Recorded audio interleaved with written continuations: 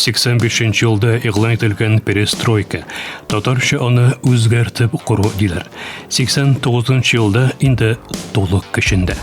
Мәскәүдән төшерелгән иреклекләр, шытып чыккан төрле демократик басмалар аша әкренләп Казанга да килеп җитә. Татар дөньясына да үтеп керә.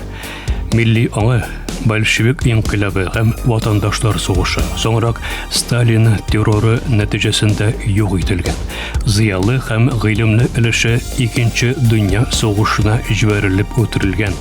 50-60 елларда бар ил буйлап төрле төзелешләргә таралган.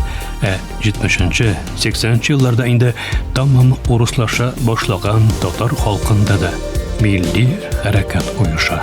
1989-ны бер сүз белән генә сүрәтләгәндә, аны өмет дигән сүз белән сүрәтләр идем мин үзем. Чөнки ул нәкъ менә совет торгынлыгы бетә барып, инде аның бетә барып кына түгел, хәтта бетәчәге инде ачыклангач, күп кенә татарларда яңадан өмет туды. Димәк, милләтне үстерү өчен, милләтне яңадан торгызу өчен ниндидер мөмкинлекләр туа башлады, һәм татар бу мөмкинлекләрдән һичшиксез файдаланып калырга тиеш дигән уй ныгыды.